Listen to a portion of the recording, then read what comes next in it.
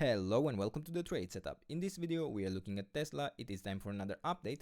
Also, an update was requested, so I wanted to let you know that anyone can make these requests and I will most likely cover them, especially if there is an actionable trade setup to follow.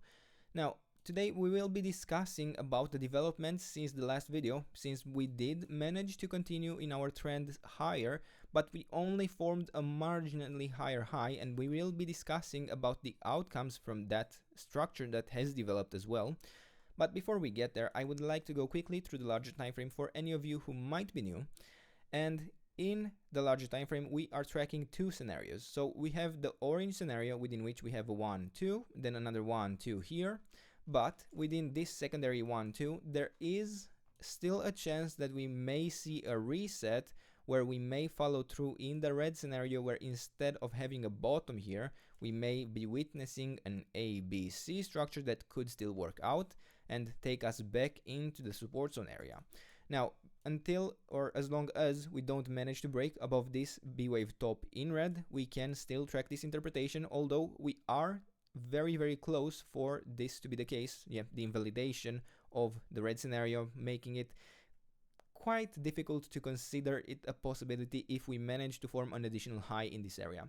Now, we also have the interpretation in which we have already bottomed within this wave 2 in orange, and we are tracking an additional wave 1 to the upside that would be forming in the white interpretation. It has to be a wave 1, it cannot be a wave 3 itself, because this seems to be developing within a diagonal pattern. So yeah, we would be forming in the end an additional 1, 2 setup in this area. But then we also have the green scenario within which we have a 1, 2, then internally within the wave 3 we have a 1, 2, 3 complete, the fourth probably complete here, and then we would be tracking the fifth wave to be developing in this area. Also, it would be still a diagonal pattern. This is why the count still works, because it can work with having a diagonal pattern in this area for the wave 5 as well.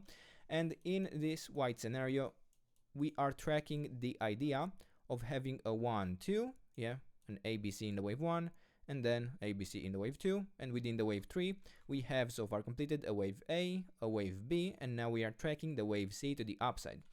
It is possible for the wave B internally to still extend, but most likely we have already bottomed, especially since here in the shorter time frame we did break all relevant resistance areas that would have indicated us going lower. Now, in the shorter time frame within this wave C to the upside at the moment, I suppose it is technically possible to still track the development of an impulse, but I find that rather unlikely, and I would prefer this wave C. Yeah, I see it more likely that it would develop within a diagonal pattern as well, an ending diagonal, meaning that we have something like an ABC in the wave 1, an ABC in the wave 2. Honestly, it is difficult to determine where exactly this wave 2 bottomed. It is a very difficult area, what happened here. But then we are also expecting to form something like an ABC in the wave 3 to the upside as well. Now, an ideal target for the internal wave 3, I already gave you this in the previous videos as well. I also gave you for the larger wave 3 target as well. But in this case, we can assume, if we consider the wave 2 bottom here, that it is the 138.2% extension of the wave 1, which is the $575 level. Now, keep in mind, that is an ideal target and it doesn't need to stop there, but it does kind of have to get there. It is very likely that the interpretation will fail if it doesn't get there within the wave 3. It is likely that, okay, it is probably not over, or this structure has actually failed. Now, within this movement to the upside, we are tracking internally this wave 3, where we have a couple of options. So the wave A to the upside, which we have here presented, could work out as a 3-wave move, but the wave A could also work out within a 5-wave structure. And at this point, we do not know exactly what type of path we will end up following, because internally I could consider this something like an ABC and even have the pattern complete within the wave A, which is why we have this backup support zone for the blue scenario, where we may have a top within the wave A already, and we would be looking for a reversal to the downside in a correction in wave B in the area between that. Actually, we need to adjust it now, but it would be in the area between the $384 all the way down to the $307.8 level.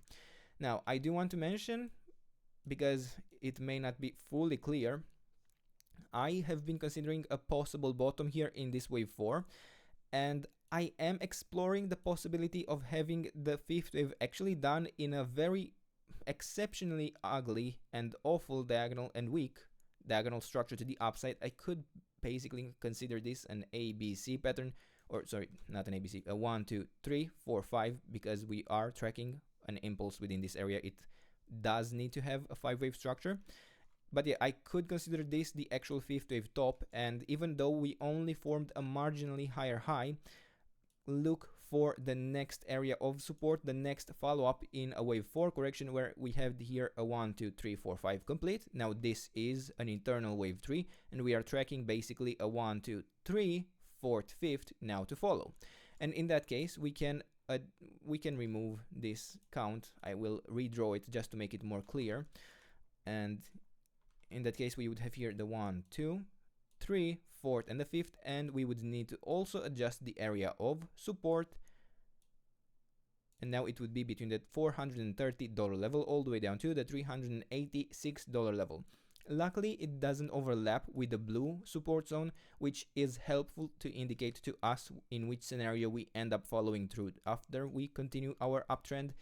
And also here in the very short time frame, yeah, we had in the previous video a very small support zone for a possible 1-2 setup in this area. It did work out, we did manage to push higher, but yeah, we didn't know we were actually within an ending diagonal in this area. Now, honestly, it is not even 100% clear that we did indeed form an additional high in this movement to the upside, and it wasn't just an overshoot in a wave B. Technically, we could still be looking for a reset within this yellow scenario, but I think it is kind of a waste of time to actually focus too much on this interpretation.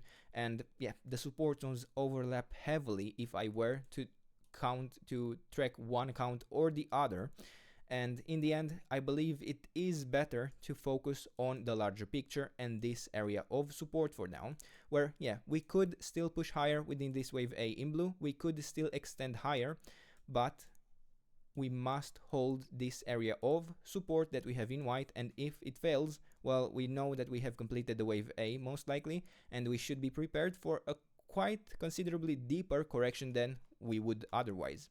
And for now, these are the levels, this is the trade setup. I hope you enjoyed the video, and if you did, don't forget to subscribe and let me know what else you want me to cover, and I'll do my best to do that in the days and weeks ahead. And until then, I hope you have a nice day, and I hope to see you in the next video. Bye bye.